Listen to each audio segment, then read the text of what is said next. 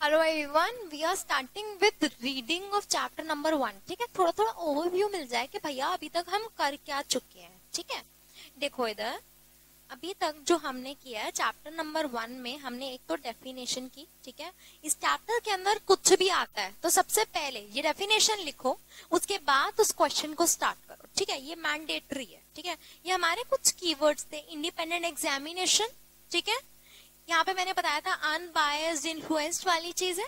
ठीक है, financial statement में क्या आता है? Balance sheet, PNL, cash flow, fund flow, notes to accounts. अब फंड फ्लो की जगह सिर्फ और सिर्फ कैश फ्लो को यूज किया जाता है। एंटिटी मतलब एनी एंटिटी, प्रॉफिट ओरिएंटेड और not, irrespective of size, legal structure, company. ठीक है, कोई भी चीज। ओपिनियन के अंदर क्या आता है मेरा? True and fair view, policies, regulation and disclosure. Please यहाँ पे लिख लेना ट्रू एंड फेयर व्यू में। फिर हमने एक चीज की थी टाइप्स ऑफ ऑडिट। ठीक है, ऑडिट अंडर लॉ और इन दी वॉलेंट्री कैटेगरी। दोनों के दोनों केस में जो भी स्टैंडर्ड ऐसे आपको फॉलो करने हैं वो सारे के सारे बराबर लेवल पर फॉलो करने हैं। ठीक है, तो अब देखो यहाँ पे रिक्वायर्ड अंडर लॉ कौन सा है? ये शायद आपको एमसीक्यू के अंदर आ सकता है। देखो इधर required under law, companies act. Banking company का मैं बैंकिंग ऑडिट कराऊंगी, बट वो भी कंपनीज एक्ट के अंदर ही आता है। ठीक है, कोई भी other statutory body required under the regulator of और ऑफ स्पेसिफिक एक्ट। जैसे मान लो कि इंश्योरेंस कंपनी का ऑडिट कराना है। ठीक है, इनका रेगुलेटर है आईआरडीए। ठीक है, रेगुलेटर मतलब कोई उसके ऊपर एक बहुत बड़ी सी बॉडी जो कि उसे रेगुलेट कर रही है, उसको चला रही है, उसको बोला जाता है रेगुलेटरी बॉडी। ठीक है, तो इंश्योरेंस कंपनी का मैंडेटरी ऑडिट कराना है, कौन बोलेगा? आईआरडीए। ठीक है, अच्छा, वॉलेंट्री कैटेगरी के अंदर कौन कौन आता है? ठीक है, प्रोप्राइटरी, पार्टनरशिप, HUF, कोई भी एंटिटी। ठीक है, जिनके लिए मैंडेटरी नहीं है। In respect of such accounts there is no basic legal requirement. Many of such enterprises, as a matter of internal rule, require audit. Some may be required to get their accounts audited on the directives of government of various purposes like sanction of grants, loans, subsidies. ठीक है, कभी कभी क्या होता है government companies से आपको कोई ग्रांट चाहिए, लोन चाहिए, सब्सिडीज चाहिए, तो गवर्नमेंट बोलती है कि आपको तभी दिया जाएगा लोन, गारंटी, ग्रांट, जो भी। ठीक है, जब आप अपने बुक्स ऑफ अकाउंट्स को क्या कराओगे? ऑडिट कराओगे। ठीक है, इनफैक्ट बहुत सारी ऐसी कंपनीज जो कि लोन रिसीव करती हैं in consideration of government grant. ठीक है, गवर्नमेंट ग्रांट देगी तो वहां पे ग्रांट भी आपको तभी मिलेगी जब अपनी बुक्स ऑफ अकाउंट्स को क्या कराते हो? ऑडिट कराते हो। But the important motive for getting accounts audited lies in the advantage and that follow from an independent professional audit. ठीक है, मतलब कि मेन मकसद सिर्फ यही है ऑडिट कराने का अपने अकाउंट्स को कि आप उसको इंडिपेंडेंट लेवल पर एग्जामिन करा सको, चेकिंग करा सको। तो इंडिपेंडेंट प्रोफेशनल ऑडिट मतलब एक सीए होना चाहिए। ठीक है, आप ये नहीं कर सकते कि अपने भाई बंधु से ही ऑडिट करा दो। ठीक है, जान पहचान के बंदे से ऑडिट नहीं कराना, इंडिपेंडेंट लेवल पर ऑडिट कराना है। अब आपके पास एग्जाम में एक क्वेश्चन आता है advantages of audit of financial statement. ठीक है, इसके लिए ना मेरे पास एक मेमोरी टेक्निक है, हम उस मेमोरी टेक्निक को करेंगे।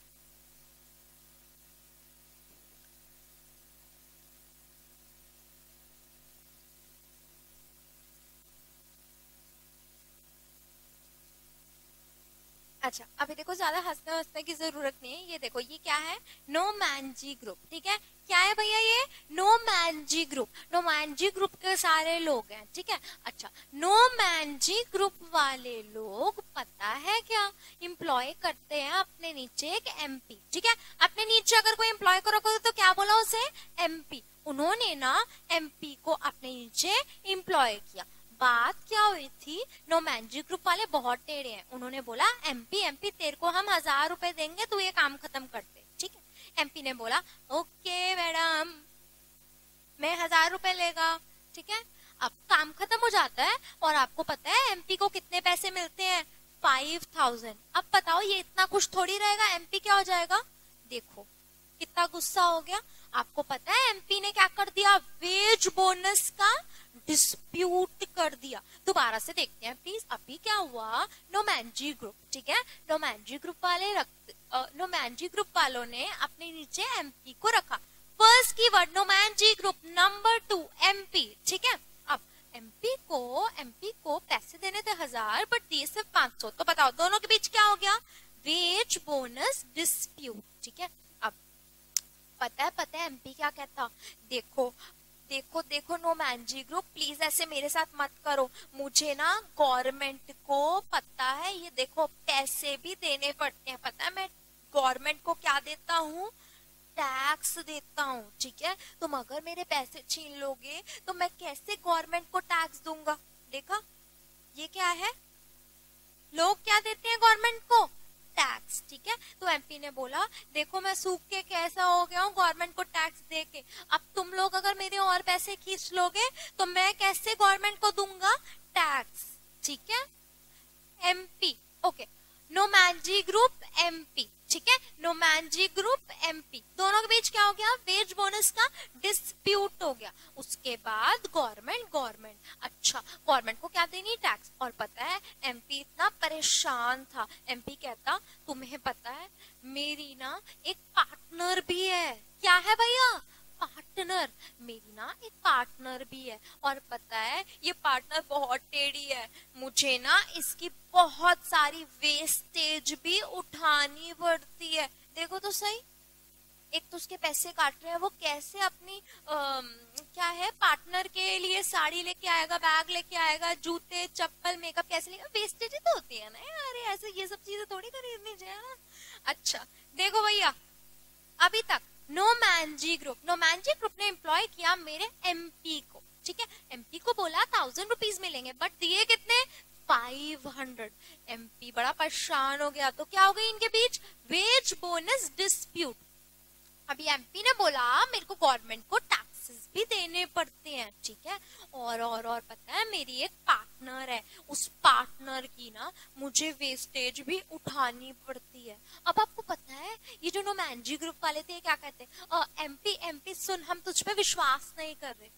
तो पता है क्या किया ये एमपी ने ना अपनी बुक्स ऑफ अकाउंट्स खोल के दिखा दी, ये देखो ये लो मेरी बुक्स ऑफ अकाउंट्स खोल के देख लो, सिर्फ और सिर्फ एक्सपेंसेस ही एक्सपेंसेस है, कोई इनकम है ही नहीं, प्लीज मुझे गवर्नमेंट को टैक्स भी देना है और पार्टनर की वेस्टेज भी उठानी है, प्लीज प्लीज प्लीज एक काम करो मुझे मेरे पैसे वापस कर दो, ठीक है। अब ये बुक्स ऑफ अकाउंट्स देखोगे तो प्लीज मुझे पहले वापस कर दो और मुझे क्या दे दो, अप्रेजल दे दो। देखो अप्रेजल की बात पे वापस कितना खुश हो गया, ठीक है, अभी कितना दुखी हो गया था, ठीक है, अप्रेजल की बात पे कितना खुश हो गया।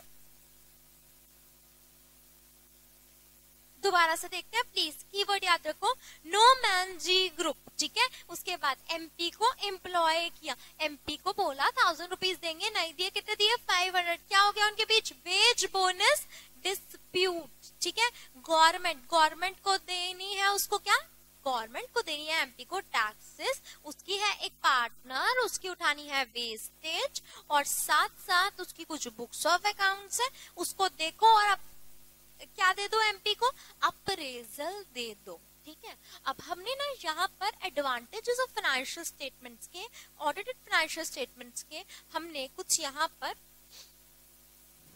कीवर्ड्स याद कर, ठीक है। अच्छा कीवर्ड्स क्या थे, it safeguards the financial interest of person not associated with the management, मतलब नोमैंजी group, not associated with the management मतलब नोमैंजी ग्रुप, ठीक है।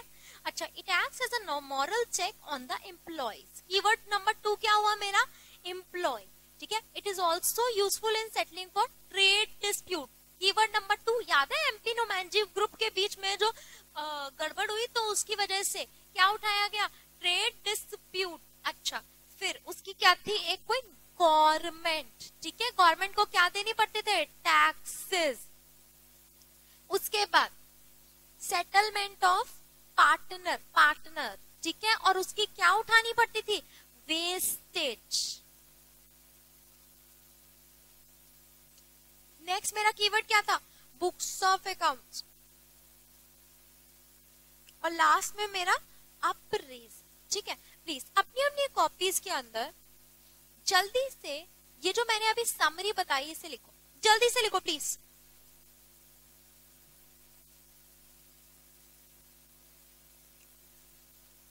नोमैंजी ग्रुप, नोमैंजी ग्रुप, ये पेज नंबर 1.2 के ऊपर, ठीक है।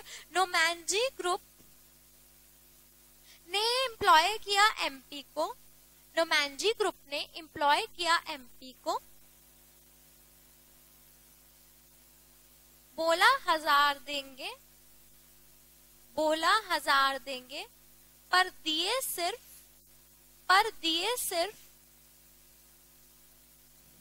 500, पर दिए सिर्फ 500। तो दोनों के बीच ट्रेड डिस्प्यूट हो गया, तो दोनों के बीच ट्रेड डिस्प्यूट हो गया, तो दोनों के बीच ट्रेड डिस्प्यूट हो गया। एमपी बोला मुझे गवर्नमेंट की, एमपी बोला मुझे गवर्नमेंट की टैक्सेस देनी पड़ती है, मुझे गवर्नमेंट की टैक्सेस देनी पड़ती है, अपने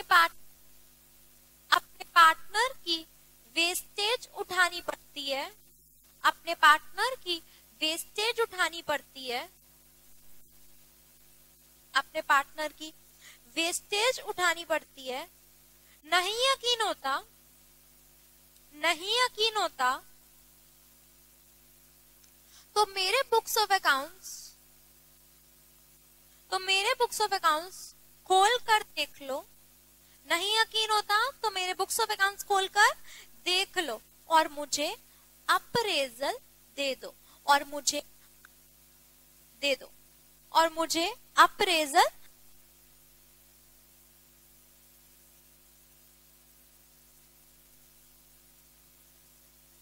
हेलो, राइट, अच्छा। अब यहाँ पर एक मेरा नेक्स्ट क्वेश्चन आता है, relationship of auditing with other disciplines, ठीक है। अब ऑडिटिंग का क्या कनेक्शन है बाकी सब डिसिप्लिन्स के साथ, ठीक है। थ्योरेटिकल सा क्वेश्चन है, लर्निंग करनी है।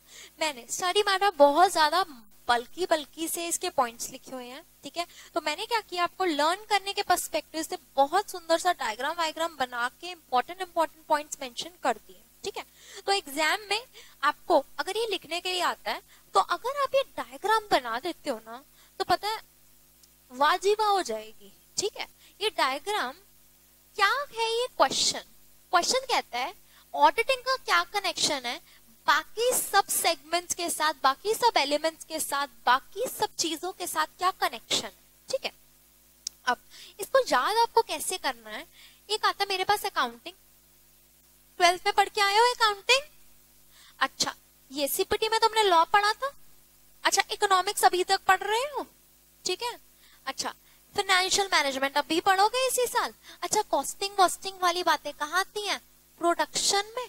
ये सब चीजें तुम लोग पढ़ चुके हो और इसका क्या कनेक्शन है ऑडिटिंग के साथ, ठीक है, अच्छा। एक स्टैट मैथ्स भैया, इसने तो पीछा कभी छोड़ा ही नहीं, ठीक है, अच्छा।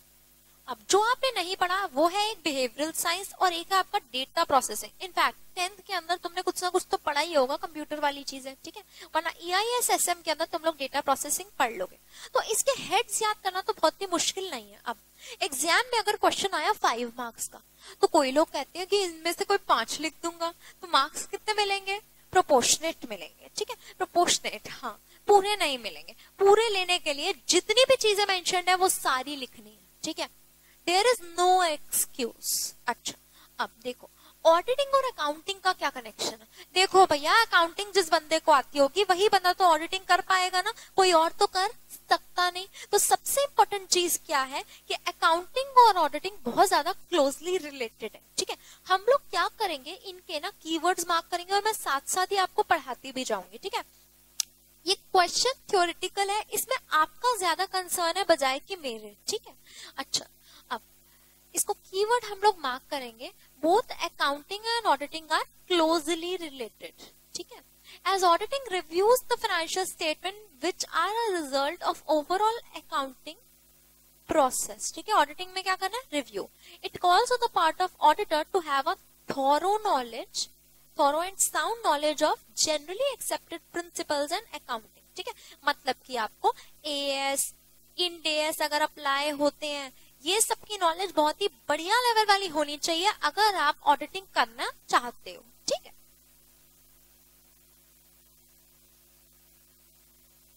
अब एक हमने सब्जेक्ट पढ़ा था इकोनॉमिक्स, ठीक है। अब यहाँ पर हम लोग पढ़ते थे माइक्रो इकोनॉमिक्स और मैक्रो इकोनॉमिक्स। देखो आपको ना मैक्रो माइक्रो दोनों की इंपॉर्टेंस पता होनी चाहिए। माइक्रो भी इंपॉर्टेंट है और मैक्रो भी इंपॉर्टेंट है,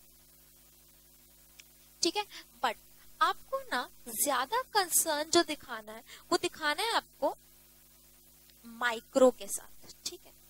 ज्यादा कंसर्न किसके साथ दिखाना है आपको? माइक्रो के साथ दिखाना, ठीक है। अब माइक्रो क्यों? क्योंकि आपका सिर्फ और सिर्फ कंसर्न होना चाहिए अपनी कंपनी को लेके, कंपनी के आपके सप्लाई डिमांड वाली चीजों को आपको ध्यान में रखना है।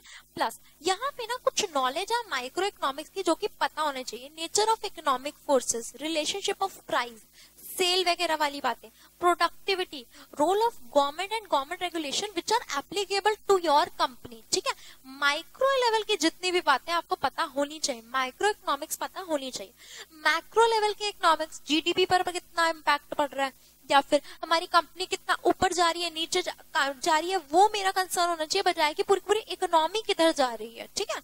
रीजन बीइंग, आप अगर अपना फोकस अपनी कंपनी तक रखोगे तो ये ज्यादा इंपॉर्टेंट है बजाय कि आप ओवरव्यू में रहो, ठीक है। अब आपको ओपिनियन किस पे देना है? फाइनेंशियल स्टेटमेंट के ऊपर, किसकी? एक कंपनी की, तो उस कंपनी की सारी नॉलेज आप लोगों को होनी चाहिए, ठीक है।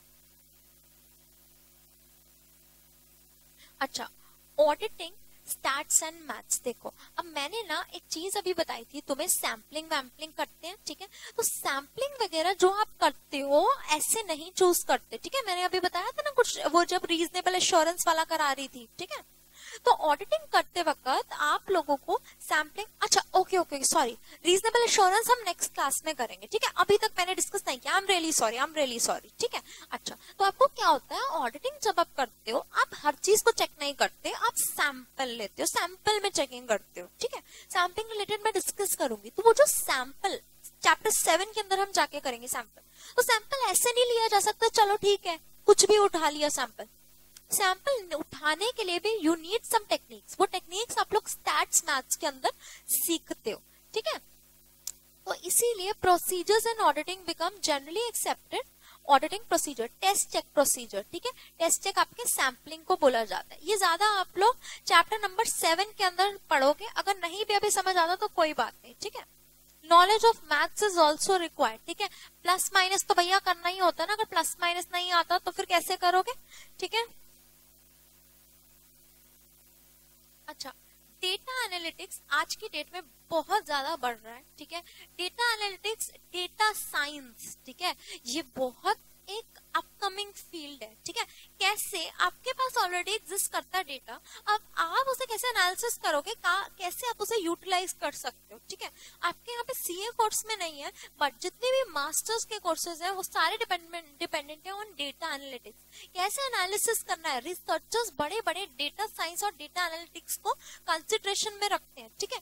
अब जैसे मान लो कि कोई एक प्रोडक्ट है, वो क्या इंडिया के ऊपर अप्लाई होना चाहिए या फिर नहीं होना चाहिए, इंडिया में वो आना चाहिए या फिर नहीं आना चाहिए। मैं आपको एक छोटा सा एग्जांपल देती हूँ, प्लीज कोई भी ऑफेंड मत होना, बट सर्टेन कंट्रीज में, कंट्री हमारी इंडिया नहीं, एक कंट्री है, कंट्री के अंदर क्या होता है, मरने से पहले लोग जैसे हमारे यहाँ पर जलाते हैं या फिर कफन में जो भी होता है, ठीक है, मरने से पहले उस कंट्री के अंदर लोग अपने कहते हैं ना कि लॉकर्स बुक करके जाते हैं, ठीक है, कि अगर हम मर गए तो उस जब मरेंगे तो कोई एक बंदा होना चाहिए क्रिमेशन सर्विसेज करने के लिए, ठीक है।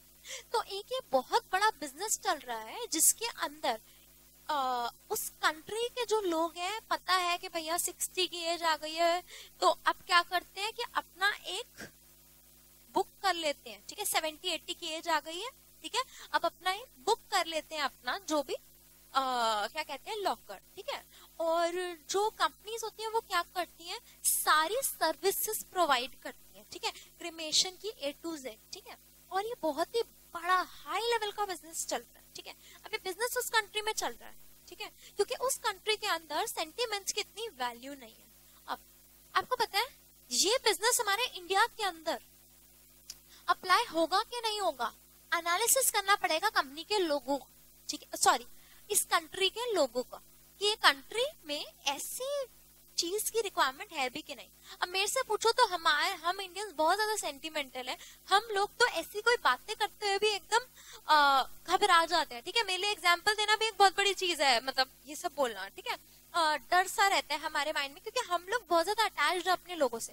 तो ऐसी कोई भी सर्विस, ऐसी कोई भी कंपनी अगर एग्जिस्टेंस में आती है तो वो इंडिया के अंदर नहीं चल पाई, ठीक है। डन। तो मेरा मतलब यहाँ पे था कि आप लोग डेटा एनालिटिक्स करते हो, एनालिसिस करते हो, राइट। अच्छा, अब एक चीज आती है आपकी ऑडिटिंग एंड डेटा प्रोसेसिंग। इसके अंदर आप लोगों को ये चीज देखनी है कि जितनी भी फाइनेंशियल अकाउंटिंग की एक्टिविटीज है are carried out with the help of computer, ठीक है। जब भी कंप्यूटर की हेल्प ली जाती है तो उससे बोला जाता है डेटा प्रोसेसिंग, ठीक है। कुछ सॉफ्टवेयर्स हैं जो मैं बताती हूँ, जैसे मान लो कि टैली का यूज किया जाता है, आपने कभी नहीं सुना बट यस टैली का यूज किया जाता है, ओरेकल का यूज किया जाता है, एसएपी का यूज किया जाता है, ठीक है। ये कुछ सॉफ्टवेयर्स हैं जो कि आप लोग यूज करते हो अपनी अकाउंटिंग करते वक्त, ठीक है।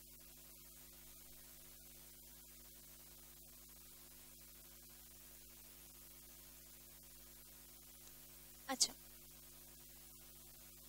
अब कंप्यूटर साइंस की बहुत ही सीरियस लेवल पर ग्रोथ हुई है और ऑडिटर को सारी नॉलेज होना चाहिए, बहुत इंपॉर्टेंट। अब मैंने आपको कुछ सॉफ्टवेयर्स के नाम लिए, ठीक है। आर्टिकलशिप पे जाओगे, बहुत बढ़िया बढ़िया लेवल पर ये सारे सॉफ्टवेयर सीखना, ठीक है। और ये मेरी गुड विशेस रहेंगी कि आपको सब सीखने का मौका मिले, ठीक है। अब एक ऑडिटर जो कि ऑडिटिंग करने के लिए गया और उसे अगर नॉलेज ही नहीं है इन सॉफ्टवेयर की, तो वो ऑडिट कैसे करेगा, ठीक है। बहुत ही इम्प्रैक्टिकल सी बात है, ठीक है। सेम अब आता है आपके पास फाइनेंशियल मैनेजमेंट। जितनी भी आप एफएम के अंदर नॉलेज लोगे, ये क्लोजली लिंक्ड है with the subject of auditing, ठीक है। ऑडिटर को जनरल लेवल पर अच्छी खासी नॉलेज होनी चाहिए। रीजन बीइंग, देखो के ई के डी ये सब हम पढ़ते थे, ठीक है। अच्छा, ये सब मैंने फाइनेंशियल मैनेजमेंट के अंदर पढ़ा था, ठीक है।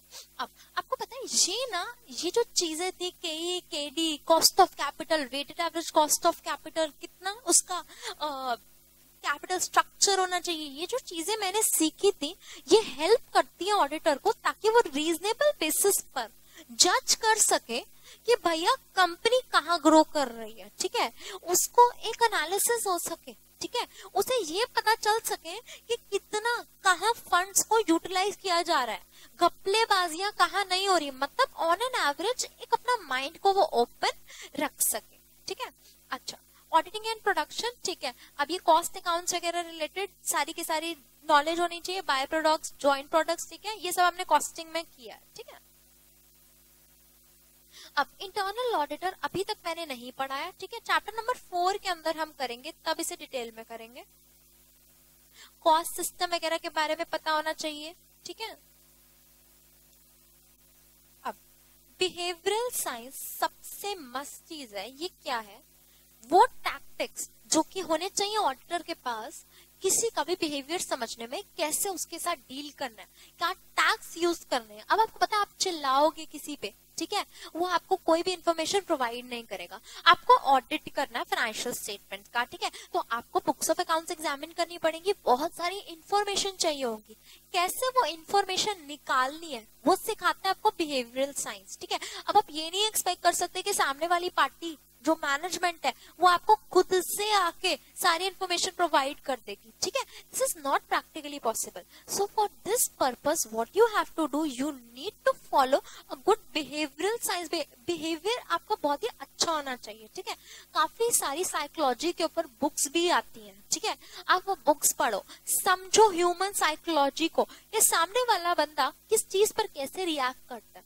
और एक और चीज आती है आपके पास, एक पैरा लैंग्वेज। पैरा लैंग्वेज मतलब आपकी टोन को एक्सेप्ट करना, ठीक है। आप कैसे टोन बोलते हो, कैसे आप वर्ड्स को यूज करते हो, ठीक है। ये सब चीजें बहुत ही इंपॉर्टेंट है। आप आंखों में देख के बात कर रहे हो या फिर नहीं कर रहे, आंखें चुरा रहे हो, कुछ ऐसे नॉन वर्बल लेवल की जो कम्युनिकेशन है, ये भी बहुत इंपॉर्टेंट रोल प्ले करती है इन योर बिहेवियरल साइंस, ठीक है। तो आपको ऑडिटिंग करते वक्त बिहेवियरल साइंस का भी ध्यान रखना है। deal with the figures contained in the financial statement, but he shall be required to interact with lot of people in the organization. ठीक है, बहुत सारे लोगों से बात करनी है, पढ़ सकती है, तो अच्छी नॉलेज होनी चाहिए लोगों से कैसे बात करनी है. As against financial auditor, internal auditor or management auditor is expected to deal with the human beings rather than the financial figures. One of the basic element in designing internal control system is personal. ठीक है, तो आपको ये वाली चीजें भी देखनी है कि इंटरनल कंट्रोल सिस्टम काम ये कभी करता है. मैंने बताया वो इंटरनल कंट्रोल सिस्टम क्या है. ठीक है, अच्छा, इंटरनल कंट्रोल सिस्टम के अंदर मैं बोलती हूँ कंट्रोल लगाए. ठीक है, अच्छा, कंट्रोल पूरे होने के लिए किस पर लगाए जाएंगे कंट्रोल? किसी इंसान पर अगर लगाए गए हैं तो ऑटोमेटिकली आपको इंसानों को भी ट्रेनिंग देनी पड़ेगी. वो भी किसका पार्ट आता है? Behavioural science. ठीक है, डन. अब इसके बाद आपको एक difference between auditing and accounting कराया था. ठीक है भाई, ये हम कर चुके हैं.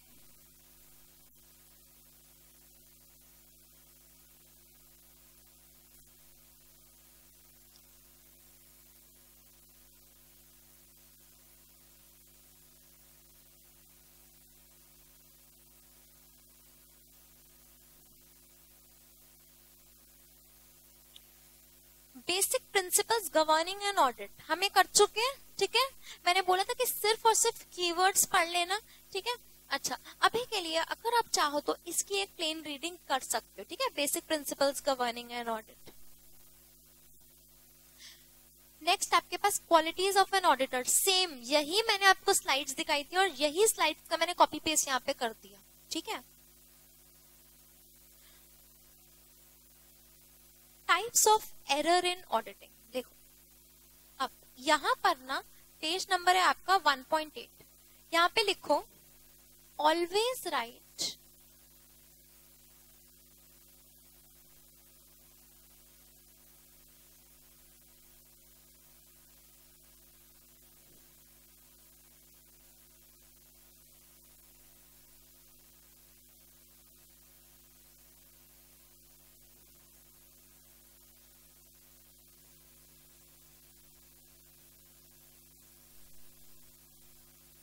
अभी ना हमेशा आपको क्या करना है, जब भी एरर्स मेंशन करोगे तो उसके साथ में लिखना है ऑलवेज राइट एग्जाम्पल. ठीक है, तो आपके एग्जाम के अंदर ना हाफ मार्क्स इसे मेंशन करने होंगे और हाफ मार्क्स होंगे इसका एग्जाम्पल लिखने के. ठीक है, अब क्या है कि ना जो एरर्स है, types of errors in auditing. ठीक है, ये आपके दो टाइप के होते हैं. सबसे पहले है मेरा नेचर, मेरे नेचर के अकॉर्डिंग. ठीक है, सेल्फ रिवीलिंग एरर्स, वो एरर्स जो खुद से सामने आ जाए.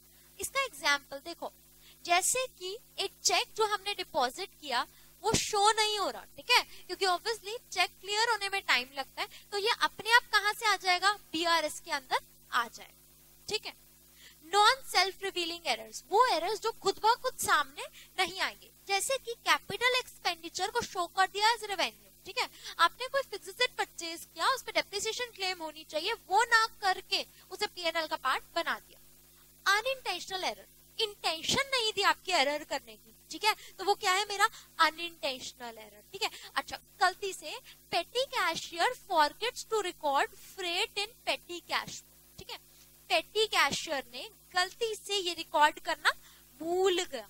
ठीक है, अनइंटेंशनल. और इंटेंशनल क्या है? जानबूझकर करी गई. ठीक है, बैड डेट रिकवर हुए और उसे अपनी बुक्स ऑफ अकाउंट्स के अंदर मेंशन नहीं किया और उसे मिस एप्रोप्रिएट कर दिया उस मनी को. अब ध्यान से सुनना, जितने भी आपके अनइंटेंशनल एरर हैं, जिनमें आपकी इंटेंशन बुरी नहीं थी, वो ऑटोमेटिकली आपके बन जाते हैं अनकंसील्ड एरर. इसका मतलब उन्हें छुपाने का भी ट्राई नहीं किया गया. ठीक है, अब जितने भी आपके इंटेंशनल एरर है, इंटेंशन बुरी थी, उसको छुपाने का पूरा ट्राई किया गया, तो वो क्या बन गए? Concealed error. तो ये दोनों के दोनों एरर्स आपस में इंटरलिंक्ड है. ठीक है ना.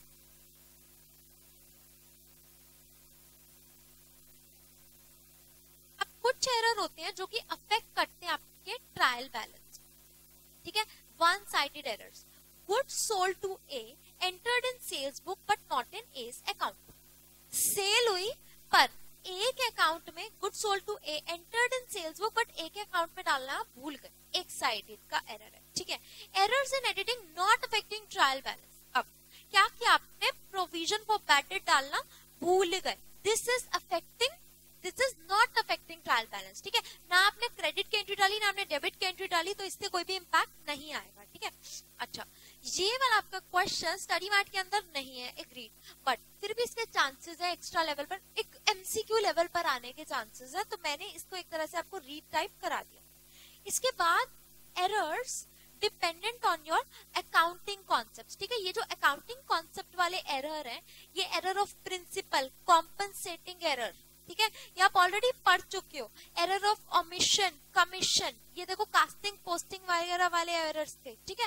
इन सबको आपको पढ़ना है, ठीक है। ये आप लोग घर पर कर सकते हो, होमवर्क आप लोग को ज्यादा पता है बल्कि अकाउंटिंग रिलेटेड, ठीक है। बस एक प्लेन रीडिंग करनी है, ठीक है। एमसीक्यू वगैरह रिलेटेड आ सकता है क्वेश्चन। अच्छा, एक आपका क्वेश्चन है aspects to be covered in auditing, ठीक है। ये हम अभी नहीं करेंगे, हम बाद में करेंगे, ठीक है। अभी नहीं करेंगे aspects to be covered in auditing, reason being ये क्वेश्चन ना कुछ क्लासेस के बाद ये इतना आसान हो जाएगा, मतलब मैं लास्ट में करा दूंगी, ठीक है।